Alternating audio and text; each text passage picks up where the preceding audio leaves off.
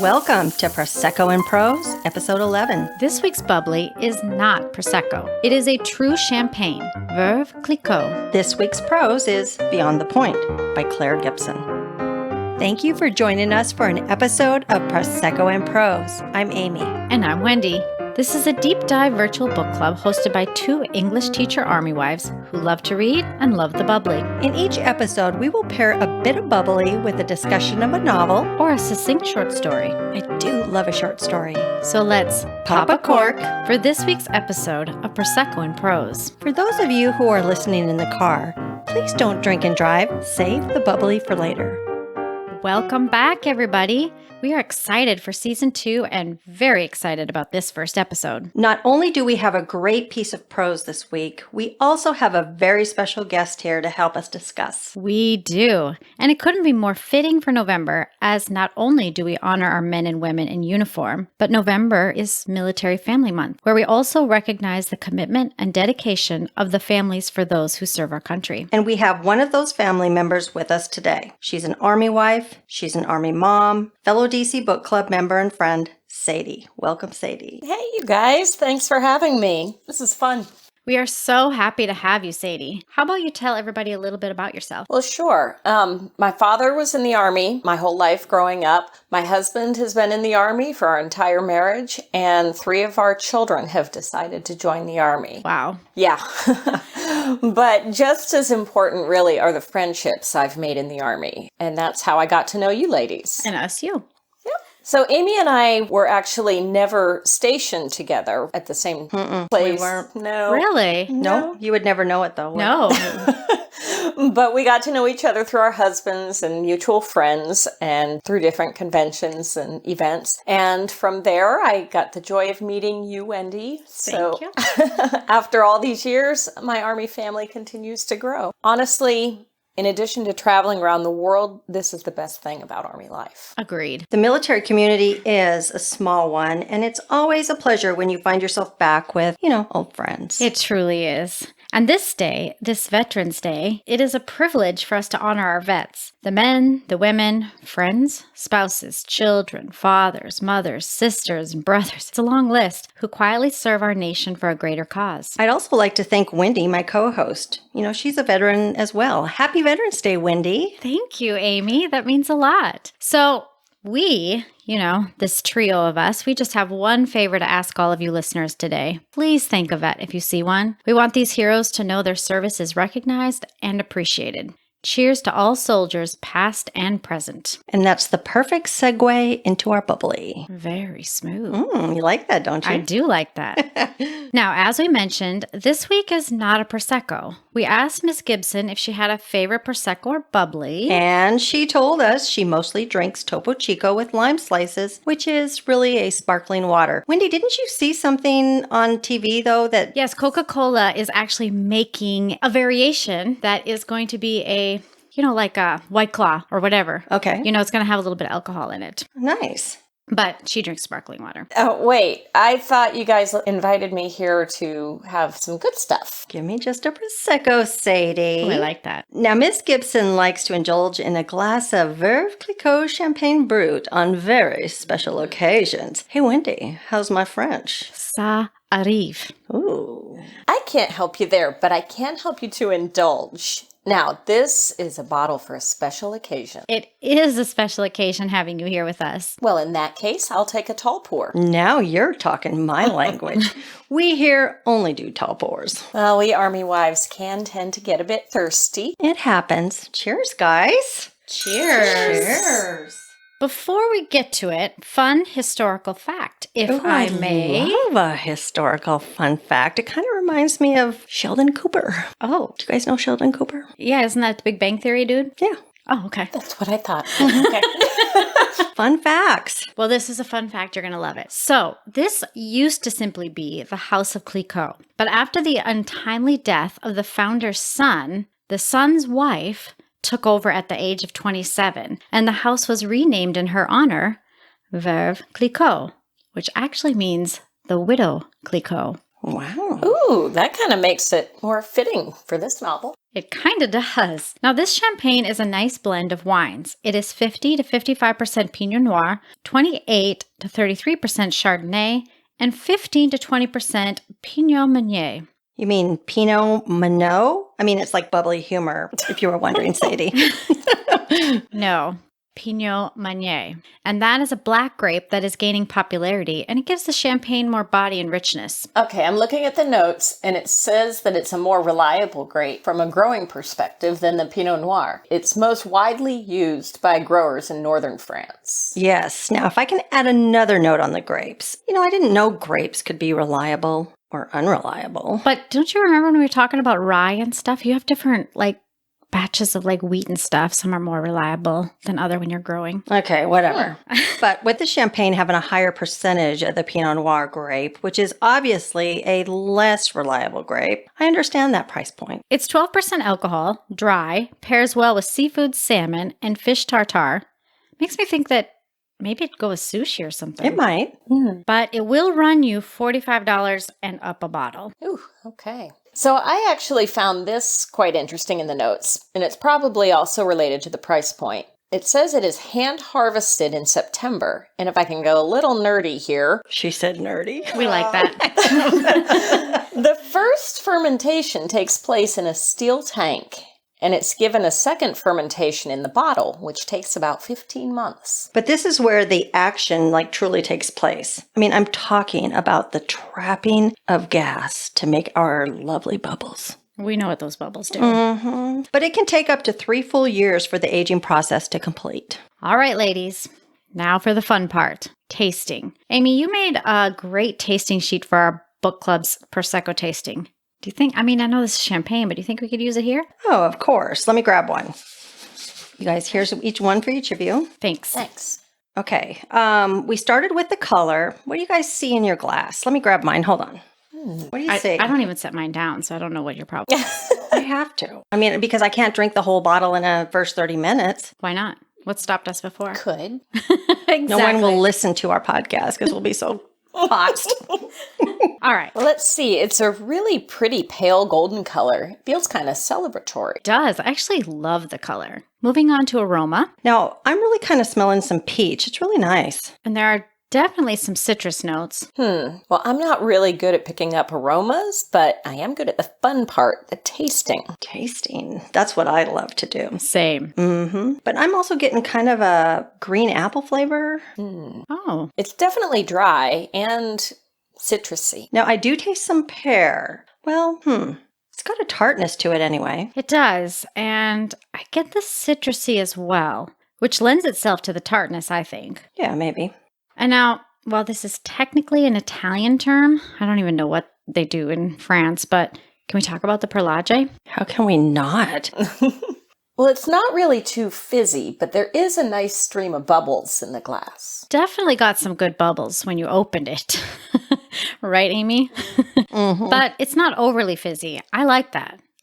We all know what too much bubbles leads to. Yes, we do. Tons of burpee fun in the blooper reel. Now, any thoughts on the finish? Well, it has what I would call a clean finish.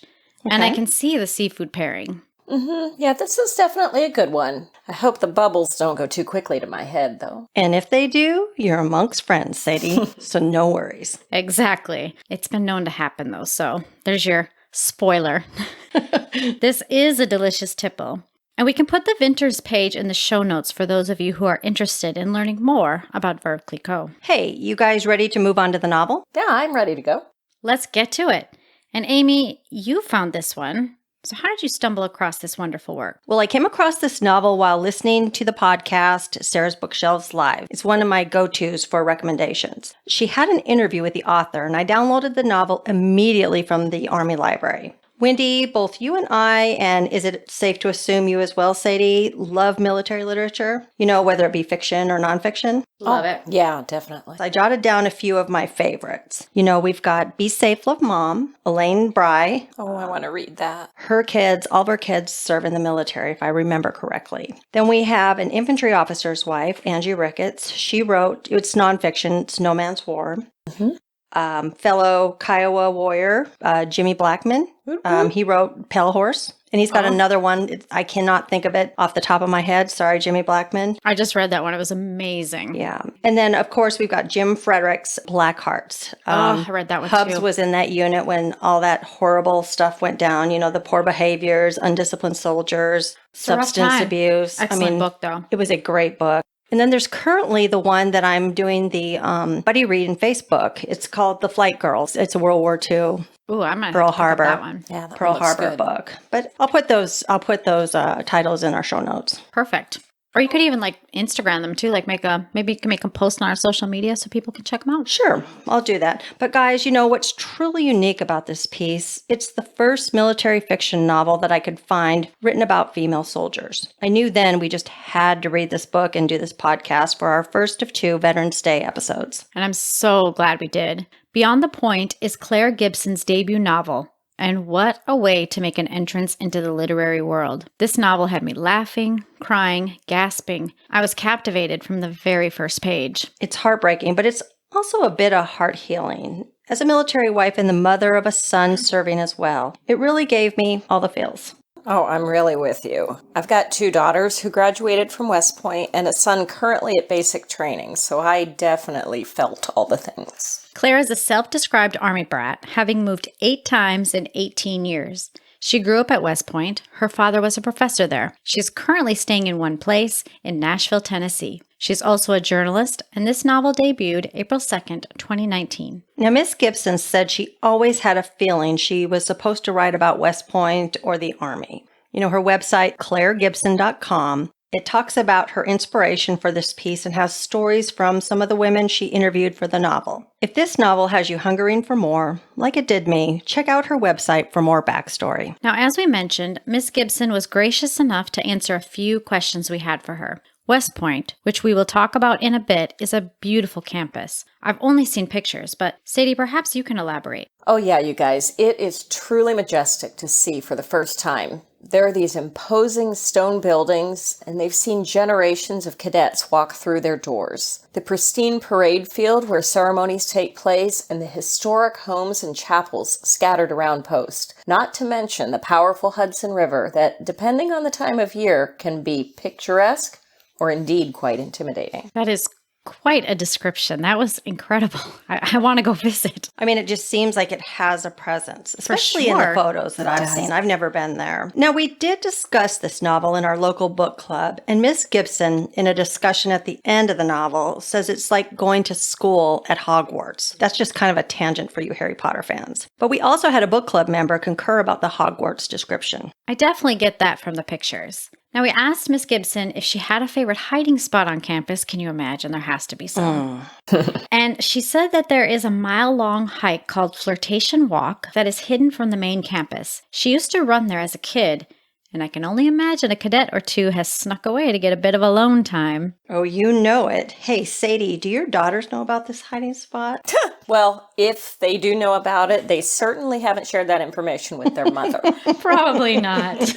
While Miss Gibson told us she has no plans for a sequel at the moment, we were curious about her thoughts on it being made into a movie. Oh, I would love that. Me know. too. Me too. But she said that it had been optioned by a major studio for TV, but COVID has had a huge impact on things of that nature. Dang COVID. I know it. She did share her thoughts on a few prospective minor cast members. Miss Gibson would like to see new up-and-comers casted for our 3 leading ladies. Yeah, I really can't see anybody that pops out except maybe Zendaya for Danny. Ooh. When you mentioned you asked that question, she was the only one I could see in a role. She definitely exemplifies Danny's strong, take no excuses attitude. Like Danny, she has no apologies for how she's living her life, and she shouldn't. Oh, that's a great example, and I agree. Now, she did have some thoughts for a couple other characters. Wendy Bennett, our cadet sponsor mom. Yeah, she was pretty valuable. And she's definitely like their den mother, I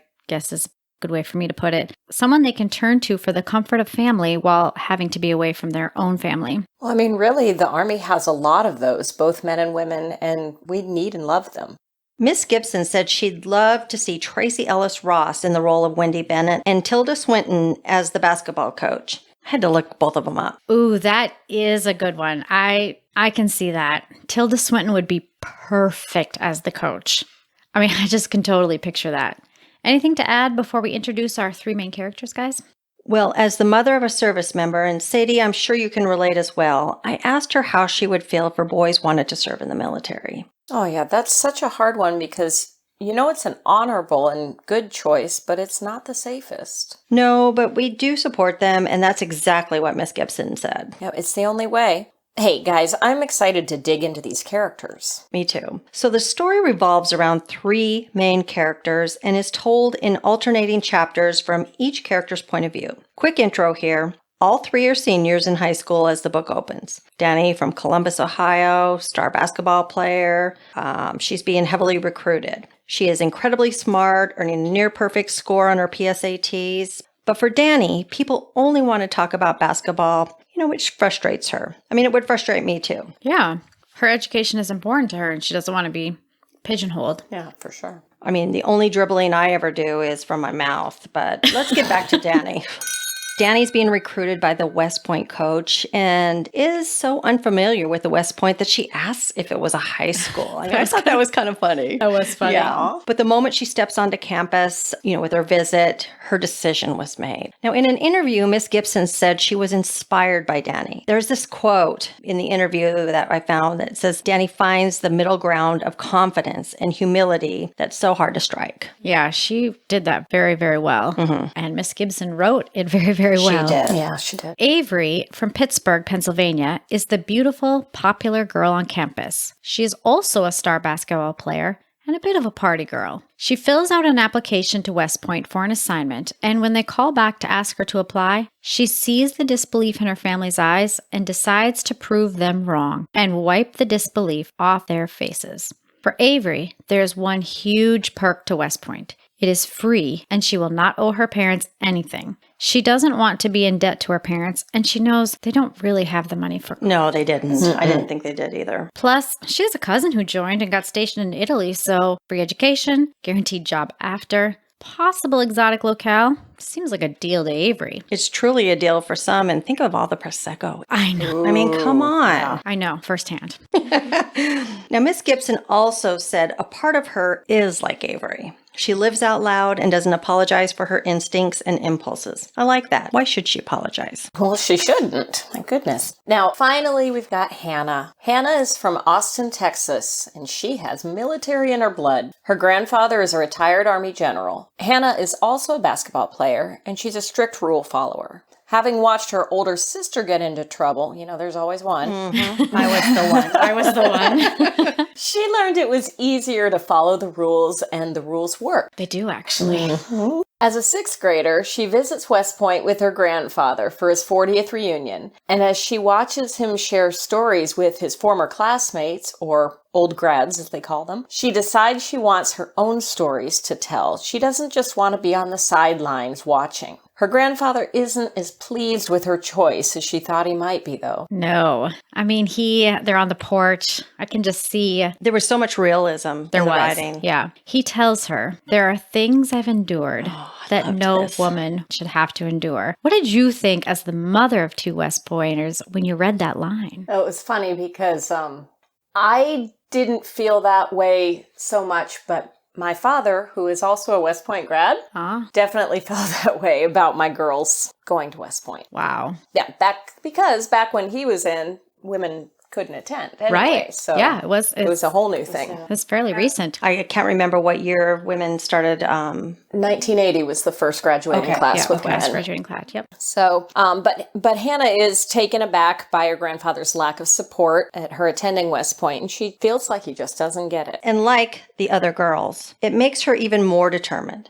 Now, before we get on to our summary, we'd like to give just a bit of info on West Point, a major part of the setting for our novel. And we can't resist a bit of research. Mm-hmm. West Point, the oldest continually occupied military post in the United States, as it was originally established as a fort, is formally known as the United States Military Academy, but also as Army, Army West Point, and simply the Point. A little nod to our title. Oh, wow. I didn't know that last one. But it is a 4-year Federal Service Academy in West Point, New York, and is the oldest of 5 American service academies. Its roots can be traced back to 1801 and was established in March of 1802. I'm a little slow on the math. That's about 218 years. My son's the mathematician, so I think it's 218 years. I'm just going to trust you on your time, but it has been an institution for a long time. Tuition is fully funded in exchange for an active duty service obligation of 5 years. Graduates are commissioned as second lieutenants in the Army. And West Point admitted its first female cadets, 119 young ladies, in 1976. This paved the way for many women to come, including my 2 daughters.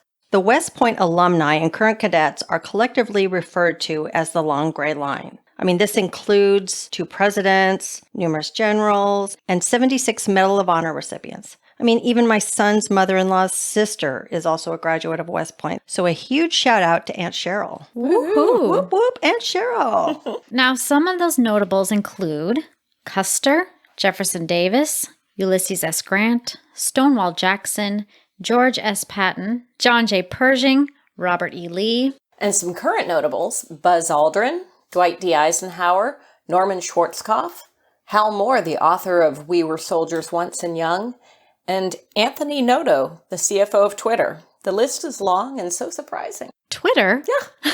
That's crazy. Now, this gentleman was a non-graduate cadet. Okay. It means he attended, but he did not graduate, and you are going to love this, Amy.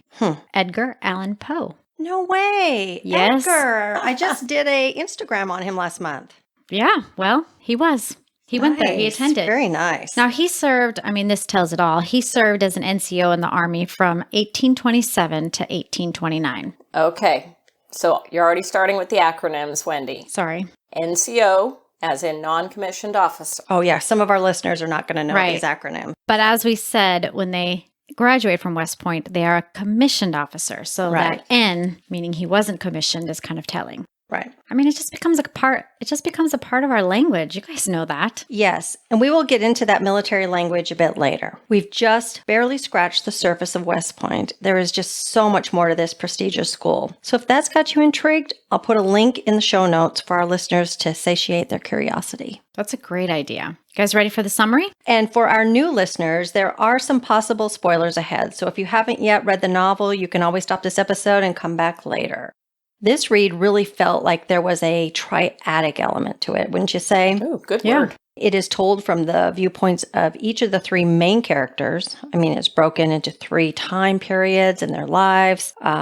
There's also 3 life-changing events within the pages. I agree with that. I noticed it as well, though, you know, for the technicality part of it, there are actually 4 parts to the book, but the 4th part really reads like an epilogue to me. Oh, Yeah, it really did. And I felt like we really got to know each girl, as Miss Gibson did such a great job of developing her characters. I know, I really felt connected to the girls, the story. I mean, there were parts of each of the girls that I connected to. I mean, Hannah, she was the mother hen. I'm a mother hen. Danny, she connects people. I connect people. Avery, she lives on edge. I live on edge every day of my life.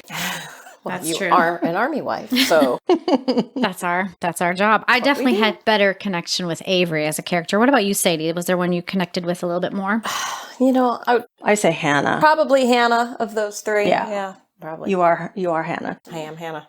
But you probably also had a connection in the fact that you could see your daughters a little bit, maybe? Yeah, I could. I could really see my daughters and also some of their friends in both the main 3 characters and some of the outline characters as well. Okay. That always makes the book even more. Exactly. Just especially even when more, you connect more. Yes. with the characters. Yeah.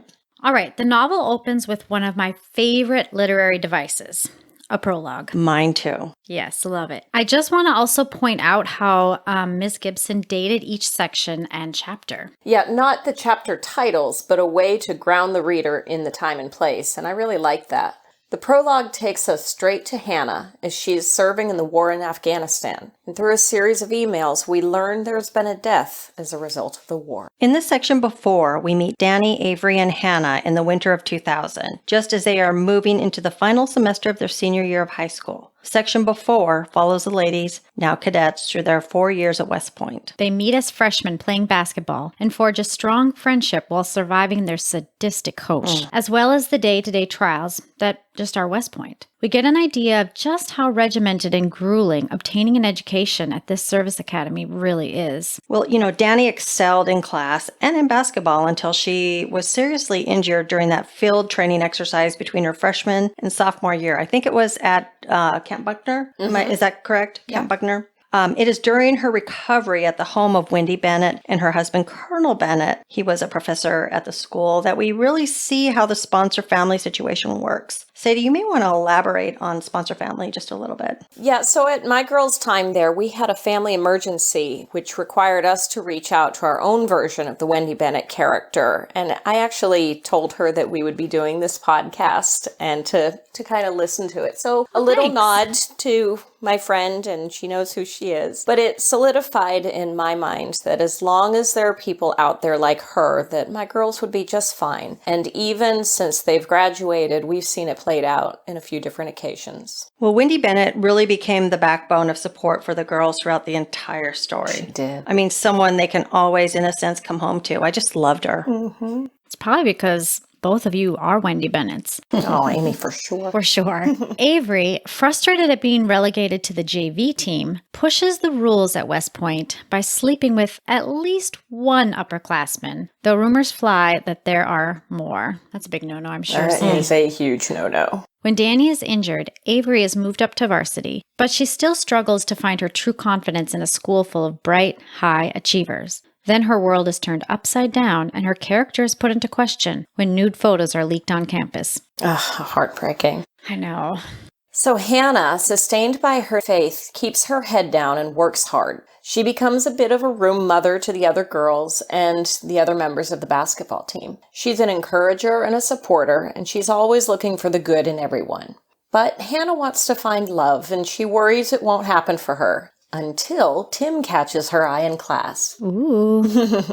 After months of pining, Danny sets them up for a ballroom dancing class, and romance blossoms. Well, when the Twin Towers are hit their sophomore year, the girls are faced with the very real possibility of going to war after graduation. There is an immediate shift at West Point as that possibility becomes reality for all the cadets. Little did we know that the day would change all of our lives forever. I recall getting our son ready for school. We lived catty-corner to Fort Rucker Elementary in Alabama. Oh, yeah. On that Red Cloud Road. Yep. So where were you guys? Where were y'all? I was actually in the military at the time. Oh, I guess you were. Yes, I was, stationed in Germany. And I remember going on guard duty rotation for the next week or so, walking the perimeter of the airfield. And I never actually saw news footage of it for several weeks. Living on the economy, you're That's don't always amazing. get to see all that stuff. And it was definitely scary and kind of a surreal time for me. So yeah, we were near Boise, Idaho at the time, and I was in the middle of feeding breakfast to my 3-year-old twin daughters. Are these the West Point grad daughters? They are. I only have one set of twins, thank goodness.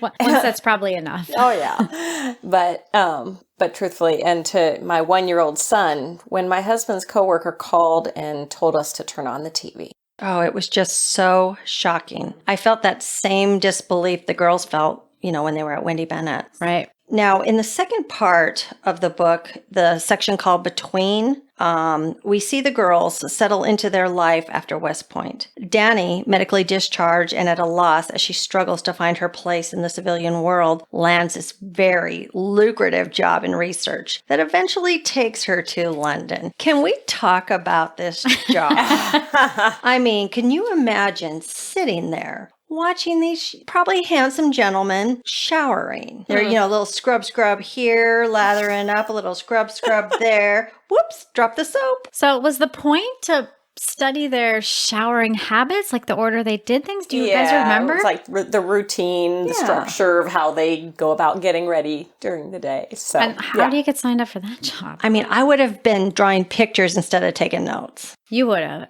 But I can be a researcher under the right circumstances. Put me in the shower with a couple gentlemen. I mean, hello. I don't think that was part of her job, Amy. I'm sure the hubs would not like that. Josh, probably wouldn't be on board, no.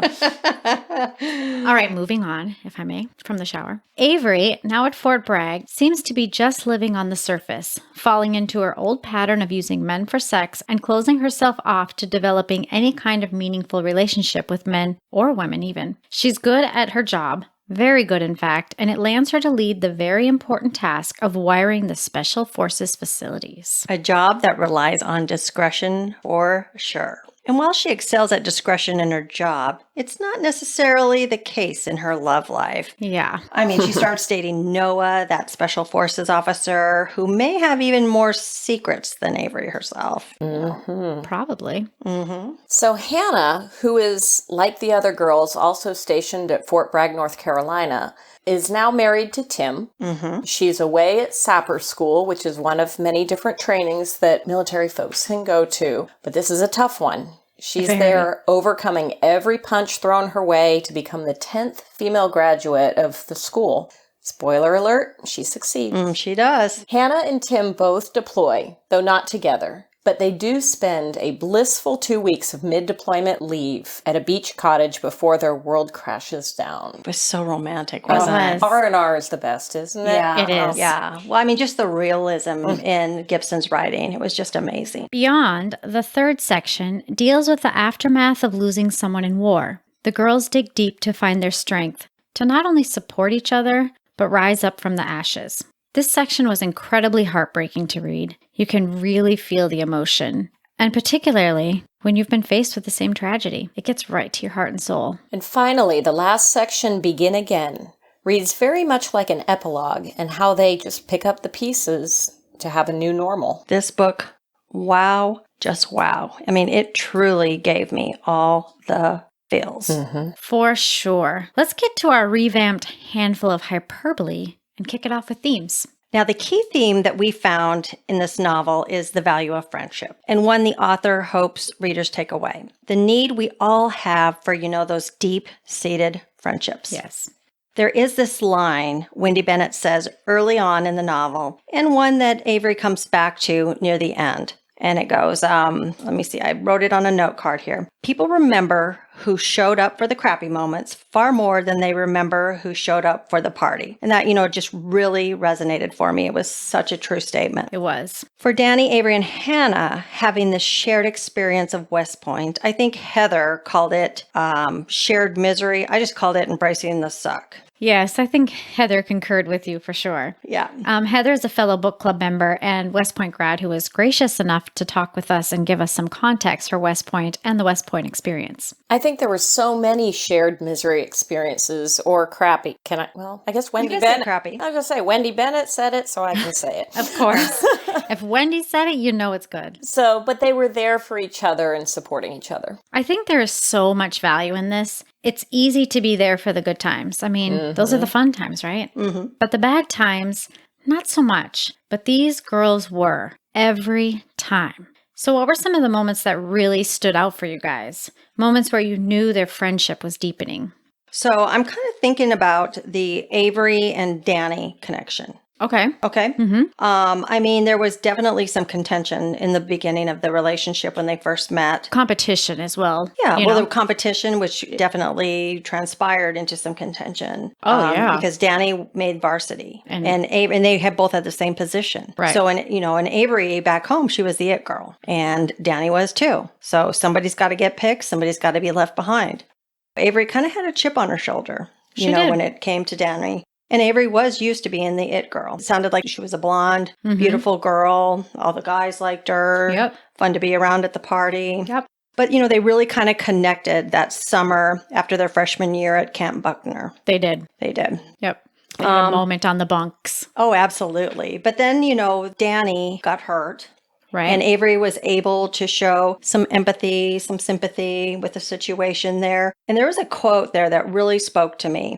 It said that everyone wants to be the friend who helps. No one wants to be the friend who needs help. And Avery said that. Oh, yeah. And that really kind of spoke to me with the friendship situation. It does make sense. Yeah. So what about you, Sadie? Was there anything in there about the friendships that really just spoke to you? I just wanted to add the guilt Avery felt moving up because Danny couldn't play anymore. You're right. And Danny wasn't she was upset she couldn't play, but she didn't take any of that out on Avery. No. And she was there coaching her. Right. Yeah, she was a huge supporter for the girls in the team. Feels to me like Danny's confidence was really genuine confidence in her abilities and her place in the world, even though things didn't go the way she really wanted them to. Whereas Avery, she was just constantly needing something. You could never fill her up. Well, she was kind of insecure and she was very needy. Yeah. Mm-hmm. That's really good. Yeah. So speaking of Avery, one of the relationships that I thought was interesting was Hannah and Avery.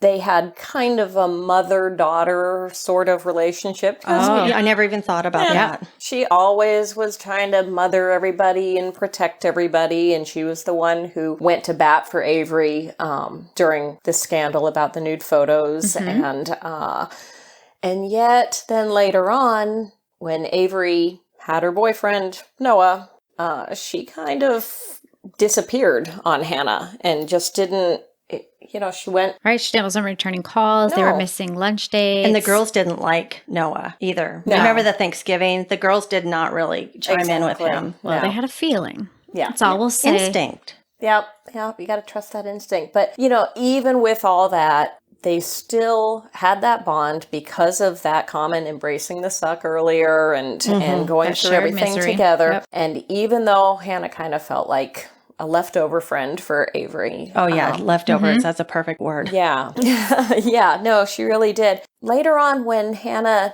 needed help, Avery came through. Avery came through big time she for did. Sure. She did. Yeah. I just think, there was so many times that they just came together and supported each other, and they weren't the good times. The basketball team dealing with the coach when Danny got injured, Avery's scandal.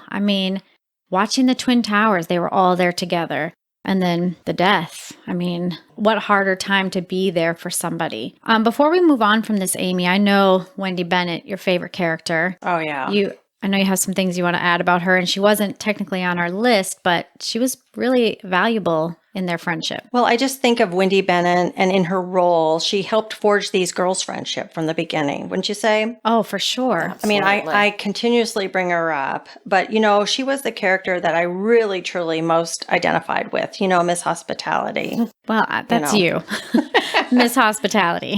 But, I could actually be casted for Wendy Bennett, wouldn't you say? We'll talk to Miss Gibson. Yeah. I just love a shared experience in anything social, but she wasn't there just for the bad times. It was also the things that she did for the girls, in the good times. Exactly. The giving them a safe space to come in. Ice cream Popcorn. socials, the chili, Movies. the Bible studies, Little piece of home. We've all had those type exactly. of people in our lives. Especially in the military. I keep going back to a situation that I was thinking about a friend that I had to come help while we were stationed at Fort Campbell, Kentucky.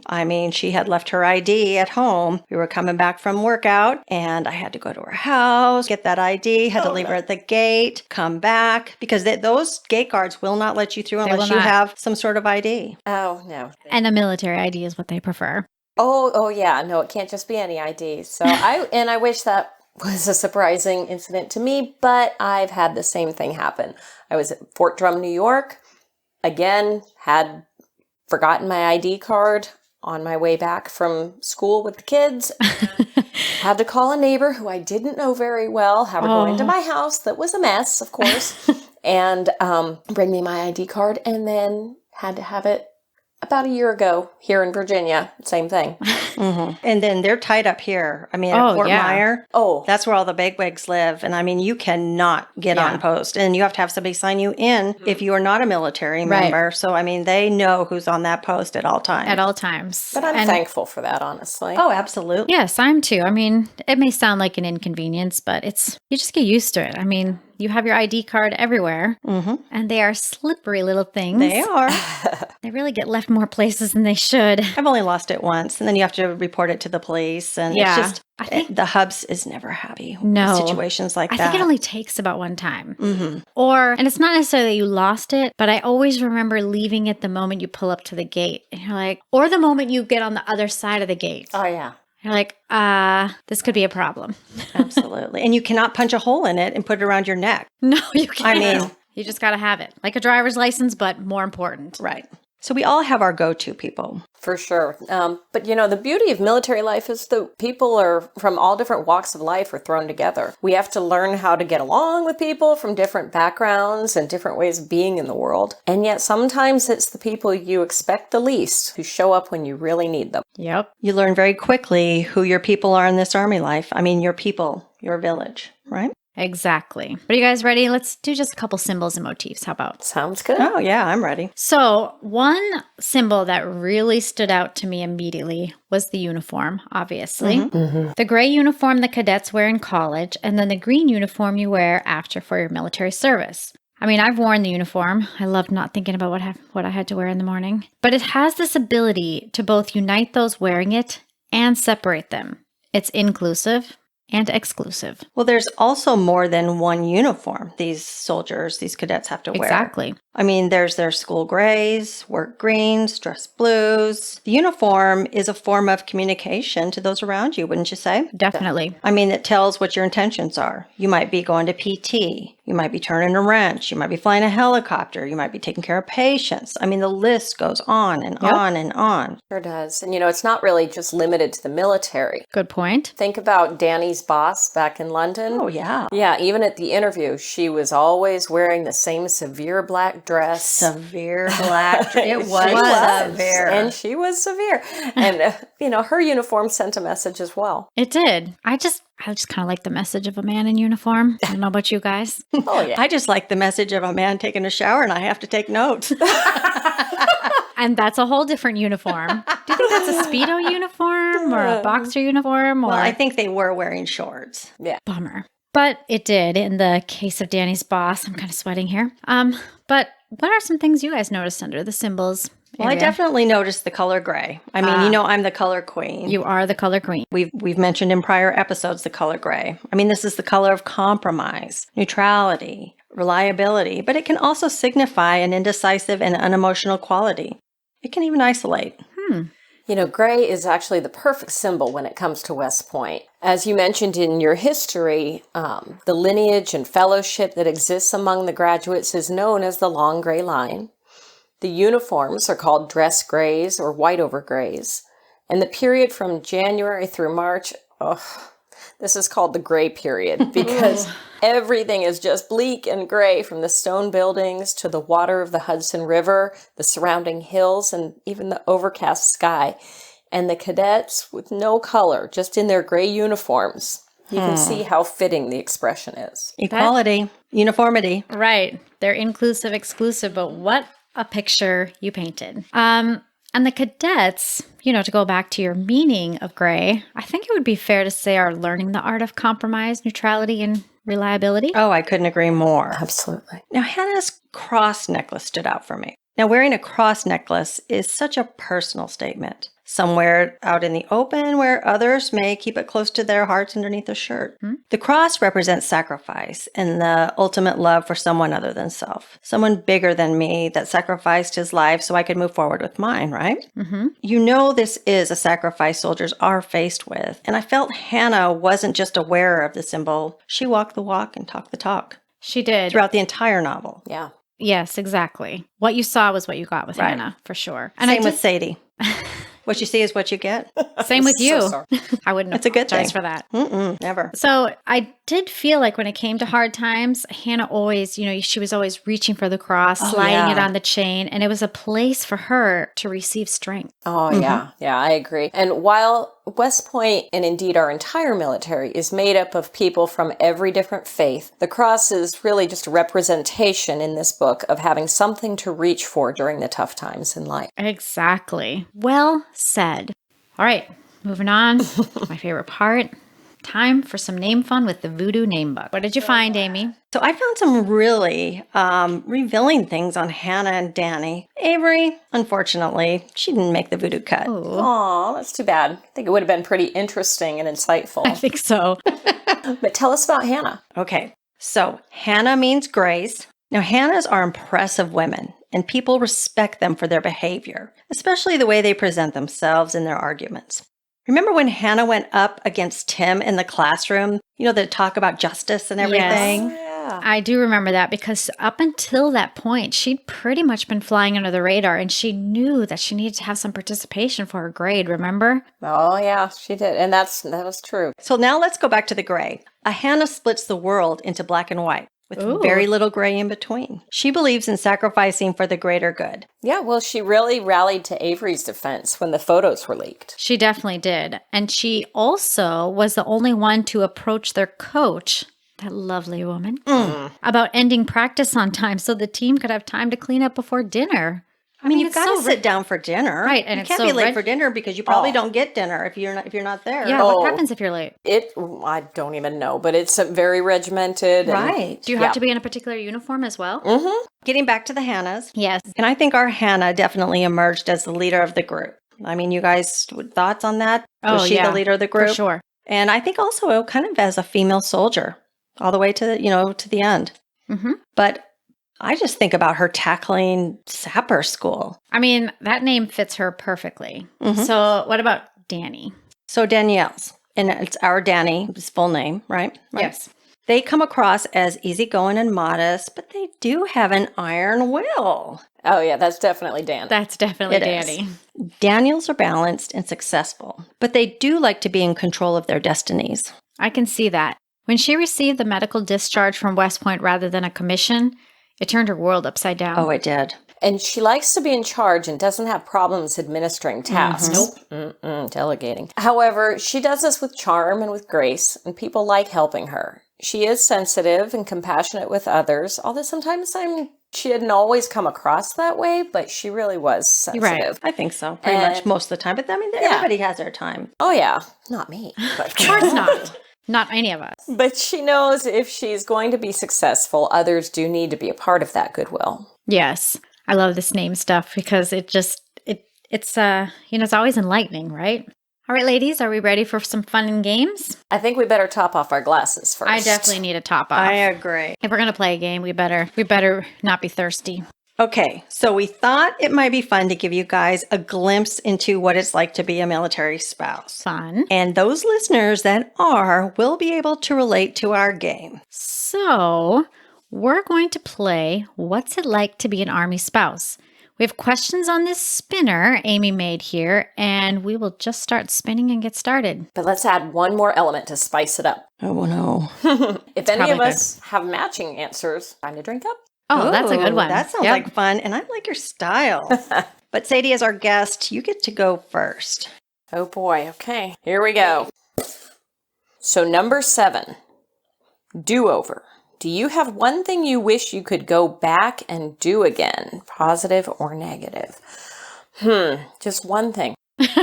Yeah, you limited us to one. That's tough. You know, the Army family is constantly changing, and I think it's becoming more and more inclusive nowadays. And at one of my duty stations, we had an event, and it was a family event. It was really more of a spouse event. Mm-hmm. And for certain reasons, we chose to only include spouses. We didn't include girlfriends, boyfriends, fiancés, or whatever. There were reasons for that, but I think there were some hard feelings about it. Yeah. And if I could go back and do it over again, we would have been more inclusive, and hopefully nowadays. Maybe revamp the program. I think, Because there are some times that if it's not a spouse, you can't bring them in. Right, exactly. But I do think that this particular program, we could have figured out a way to make it work. And I think people are doing a lot better job now. I think so too. Yeah. Recognizing that maybe partners, it doesn't have to have a certificate to be a part of it. Depending on what it is. Exactly. There are legal things for sure, but in this case, we could have done better that way. So, All right, shall I go next? All right, let's see what I got. Okay, favorite duty station and why? Easy. That was Italy, Caserta Ederle by Vicenza. And that's because my sister and her family live in Italy. So I got to see her all the time. I thought it was the Prosecco. Well, I was going to add the pasta, the Prosecco, the cheese, the bread, the oil. I mean, I went over there The 15 pounds. I was going to say, I went over there with my husband after he retired from the military with the business that he was doing over there. So I was out on my own while he was working all day. And I mean, I got on the boats and I went from port to port to port. I didn't even know where I was. You were in Italy, and that's all that matters because someone will bring you more bread and pasta. Okay, so it's my turn. Let's see. Okay. So what was a time someone in the military came to your rescue? Oh, that's a good one. That's a good one. So it was Wow. at Fort Campbell, Kentucky. She lived in Tennessee, on the Tennessee side of it. Yep. Michelle, she's a listener of our podcast, so I know she'll remember this. I was getting my master's degree in education. I had a flu shot, and it just attacked my body. So I felt like I couldn't move. It was like I was having like a rheumatoid attack where my SED rate was way up high, and they thought I had rheumatoid arthritis. But obviously it was just the flu shot. So Right. she went with me down to Nashville for my doctor's appointment. She drove me down there. I mean, I spent most of my days in bed doing my homework and stuff because I had a really hard time dealing with it. This same girl, Michelle, when my son was stationed there at Fort Campbell, Kentucky, we were over in Hawaii. And so she invited him over for Thanksgiving. Oh, They man. kept his stuff at her house while he was deployed to Afghanistan. This girl is the epitome of family. And her husband was military too. He retired as a colonel. But this girl, she would drop her everything for you. She was a Wendy. She was a Wendy Bennett. Yep. Thanks, Michelle. Shout out to Michelle. Yeah. Right. Okay, it's your turn. Oh, gosh. We want to know more about you. Okay, here we go. Let's see. Okay. What is number 12? What is the least fun about being a military spouse or your worst memory? I mean, that's kind of obvious when you say, saying goodbye and deployments, that sort of thing. But Have you ever had like a death that you've had to deal with? yes, several. Some with the war, some, having to attend memorial services right. with families and that you just don't know. And Never gets easier. It never gets easier. And especially when it's a death or a situation of someone who's died, maybe not in the war. Any death is horrible. Right. But if we're being honest, there's a suicide issue Yes. within the military, and so We've dealt with attended those a few too. of those. So yeah, and these are our families, and you look at these people, and we're none of us is a spring chicken, so we're you got to look at them saying, this could be my kid, this Right. could be Right. and that's probably the hardest part. Yeah. Oh, I agree. It's So That's so living in heartbreaking. fear, I think, not living in fear, but having those fears and Right. having that be reality. Okay. yeah. Hard discussions, I man. didn't like that one. That was tough. All right. Shortest duty station and how long? So our shortest duty station was in Italy, and it was only 18 months. Oh. Favorite and shortest. I know. That's it. Yeah. Okay, next one. Okay, longest duty station and how long? Oh, yeah. Okay, so for me, I'm thinking about this. It has to be Fort Bragg, North Carolina. We were there just under 4 years. It had to have been just under 4 years. I loved it there. Did you really? I did. A lot of people call it Fayetteville, North Yes, Carolina. I've heard that. But we had a great time there, and I think it's just because of the family we built there. I always thought our it'd be friendships so and stuff. pretty there.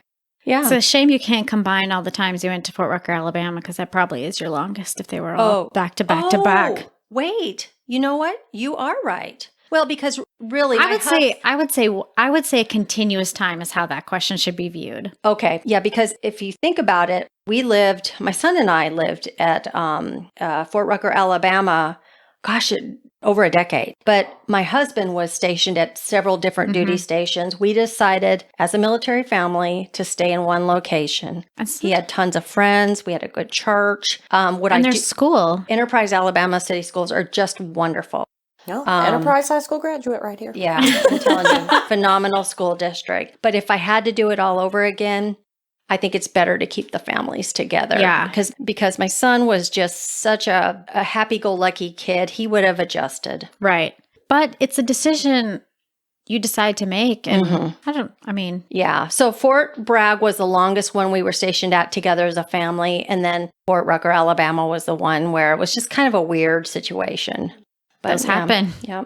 So let's do one more round. One more? yeah. Okay. There's some good questions on here. I'm hoping to get one of these good ones. Yes. Let's see. Oh my goodness, this is a tough one. How many PCS moves so far? Ooh. Ooh. And I should have written it down, but So we'll count as you list them. How about that? okay, well. I think you should start from when you were a kid because you said you were an Army brat yourself. Okay. All right, so Amy, we'll keep count. I Okay. was born at Fort Rucker, Alabama, moved to Fort Belvoir, 1. moved to Fort Belvoir, Virginia, moved to Massachusetts while my dad was stationed in Korea for a year, back to Fort Belvoir, Fort Carson, Colorado. My dad got out for about a year, so we moved to Texas. Really? Then he got back in, and we moved to Fort Campbell, Kentucky, Fort Leavenworth, Kansas, Air Force Institute of Technology in Ohio, back to Fort Rucker, Alabama. I need my toes. Okay, so I'll start using my hands. That's 10, guys. That's Should be- 10. Okay, that's where I met my husband. Let's see, then to Newport Naval Base, Rhode Island. 11. And that's when my husband and I actually got married and moved to. So now we're talking about when I'm married. Okay. Fort Drum, New York. Okay. Boise, Idaho. Let's see, Ramstein, Germany. Love Armstein. Yeah. Schweinfurt, Germany. Ooh. Back to Newport Naval Base, Rhode Island. Sorry, that's taking a while. That's fine. Fort Wainwright, Alaska. Carlisle, Pennsylvania. Here to the, he was in the Pentagon, so here in the Washington, D.C. area. Fort Drum, New York. Let's keep going. That's Sorry. 20. We're back on Wendy's. Back to Washington, D.C. and South Korea for a year and back here to Washington, D.C. 23 moves. So, Have you ever figured that out before? not really, no. I do not. You must be a pro at getting your house broken down and set back up. You would think. But no, Yeah. I'm not attached to things. Same. It's the people. It's Yeah. not the things. And so the only thing is, there's a couple of little souvenirs that were from special places we've been, but Anything else you could get rid of no, and it'd be all fine. my furniture, all that, Yeah. it's fine. Yeah. Well, you've got some amazing pictures on your social media. So, yeah, you've got those memories. Oh, yeah, Yep. for sure. Okay, Wendy, you got one No, more? one And more. I have one more. All right. Most embarrassing moment. Ooh. So, there's been a few at balls where you speak to the wrong person and your husband says you shouldn't be so familiar or something to that effect. Or when I was actually in the military, and we will get to this so you guys will learn a little bit about it, but I had a little too much grog and fell asleep on the edge of the dance floor. A little embarrassing. I was just a young I'm going to have sergeant. to ask your hubs about this situation. Well, he actually won't know. We weren't married at the time. Ah. That was before Rufino. Okay, so it's my turn. Let's see. What is your favorite mandatory fun? That's a good one. This is one that we're going to all have to have a drink on. I like your rules. So I love the balls. Oh, love the balls. Absolutely. Take a Cheers. drink. Cheers to a ball. I love the pomp and circumstance of a change of command ceremony or a change of responsibility. Yes. Love those. Cheers. And lastly, what about those hails and farewells or those welcome ceremonies or the welcome, events that we go to for the spouses and stuff? Those are so much fun. Hails and farewells are so fun, guys. So fun. Mm-hmm. I think Yeah. that's a win-win all the That's way. a win-win-win. We couldn't drink with the 23 moves, but we can drink with this. That's right. That's right. Cheers, guys. Cheers. That was fun and insightful. It was. All right, let's get to our last section, our random. Military language. Now, I'm not going to say that it's anywhere near as difficult as learning a second language, but it does Almost. take a few moves and ceremonies and, day-to-day activities to pick it up. For example, let me give you guys a sentence. When you PCS, make sure you bring a copy of your orders, your ORB or ERB, depending on your rank. Decide whether you're going to do a full or partial ditty or have the military do the full move. Then, are you going to send your whole baggage on before your household goods? And just what should you put in whole baggage if you choose that route? It's definitely a lot. Let's break it down. PCS. That's your permanent change of station. Basically, you are moving wherever the Army tells you to move. Though sometimes you do get a tiny bit of say, but most of the times you don't. We never did. No. Not much. We just did what we were told. Exactly. We followed orders, and Speaking of, the orders are just that. They tell the soldier where he or she is going. to the unit or location they are going to, and the job they will be filling. If they are going overseas, the orders will also specify whether they're authorized to bring their family, a minor detail. But important. Then we have our ORB and our ERB. This is the soldier's officer or enlisted records brief. To simply put it, it's a history of their career, or for our civilian friends, it's kind of like a resume, right? Yeah, I would agree. So a ditty move is a do-it-yourself move, which you can do completely by yourself or just part of it. Now, a lot of people really like doing it that way, but that will never be me. No, people make money on it, but they don't realize they're going to be taxed on it. Yes. Yeah, and I just, the work. I would prefer to let the movers come in and pack everything. Like I said, if something gets not packed the way I want, I'm not attached to things. I just pack my suitcase, provide lunch, and call it a day. Yes. Yeah. A good meal, something they haven't had, because they eat pizza like 15,000 and they days get tired in a of it. row. Yep. So whole baggage is usually only reserved for overseas moves. This is where you can opt to send some necessities ahead of time, because overseas moves can take some time and you can be waiting for your stuff for months. And both of you guys have moved overseas, so you know. I've never done this, but I can imagine it would be a lifesaver for families with children. So we could go all day into other moments of mass confusion and listening to our spouses, but let's get to some fun stuff that's uniquely military. The pomp and circumstance of a military ball. I just love getting all dressed up like Cinderella. Fun. It is. Or a Disney princess. I mean, seeing the guys and ladies in their dress blues or dress mess. It's so fun. Yeah, a ball is actually a pretty regimented ceremony, and there is a meaning behind everything. Everything. You start with the cocktail hour. Love a cocktail hour. Oh, yeah. I double fist it. You got to get Well, them in. Yeah, But there's drawbacks, right? but you gotta make sure your phones are turned off and your your girls Yes. don't make you the subject of the next You're talking the girls on your chest? those girls. girls. Those girls don't make you the subject of gossip at your next FRG meeting or family readiness group. Exactly. We don't want that. Keep them tucked in and I covered. do the bend and stretch. Just to I make thought it sure was they a bend don't. and snap. Oh, yeah. Bend and snap. Now, after cocktail hour, where you mingle, connect with old friends and new, and get your formal portrait taken, you know how they always have it themed set up? I always love winter. It's so pretty when they do the holiday ball. It's time for the receiving line. The notorious receiving line. Again, It's nerve-wracking. double check those girls. Make sure they're not going to fall out. You don't want to embarrass your spouse. Or yourself. You know, and then you got to set down those double-fisted drinks. Yes. This is where you're going to shake hands with the senior leaders, the guest speaker, or any of the other special guests that might be there that night. I bet you we're not going to be doing that anymore. Shaking I would the be hands surprised. Are we or going to go through with elbow bumps? maybe knuckle bumps and Yeah, stuff? oh, that would be fun. Thank you very much, COVID. I want to Really? I want to knuckle bump some senior leadership. That's right. And their wives. Yo. But now your soldier should lead the way and introduce you. I like to go ahead and just introduce myself. I mean, maybe I don't even need an introduction, but Why does that not surprise me? for those of you who are out there that aren't military, it's kind of like a wedding receiving line. Oh, yeah. Wouldn't it be similar? Yeah. Yeah. Just remember that you may have a lot of things in common with these people, but this is definitely not the time or No. place. You got to keep it moving. Just don't talk to the adjutant or the aide. Well, then everybody goes to find their table. There's often a giant map out in front, and that's always fun to look at and Figure Who out. you get to sit by, figure out right? who you get to sit with. Oh, really?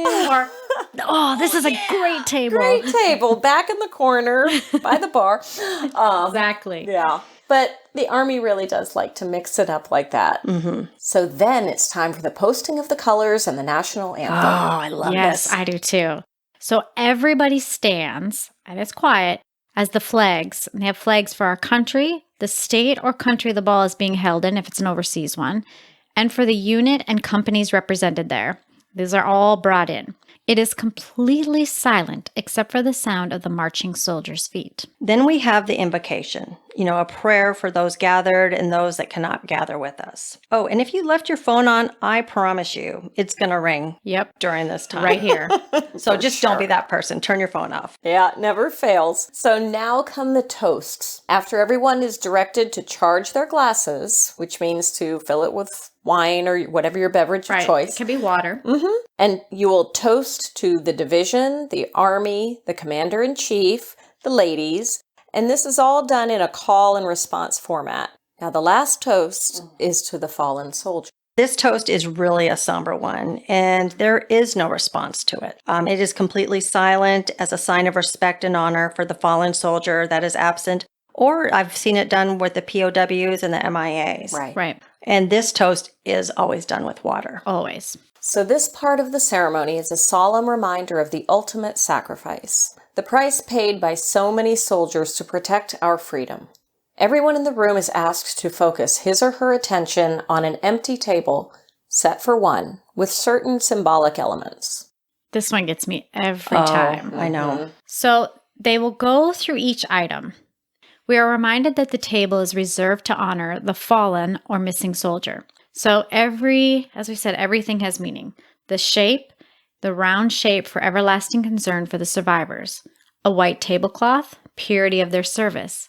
A single red rose in a vase is bloodshed in sacrifice. The rose also represents the faith friends and family keep waiting for the return of missing soldiers if it's a POW. A yellow ribbon for a missing soldier is the hope for their return. A slice of lemon to remind of their bitter fate.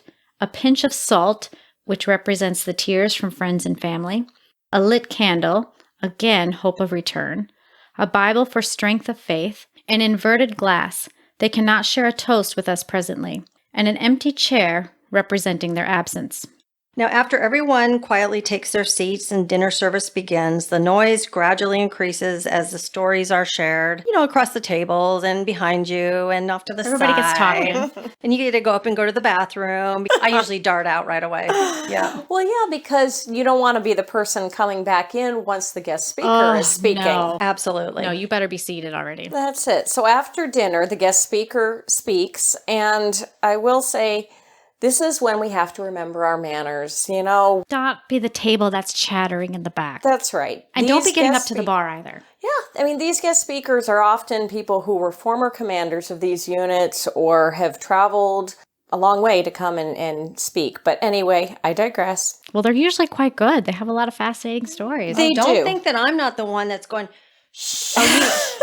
You turn would. around. You would, Mrs. It Amy. just irritates me.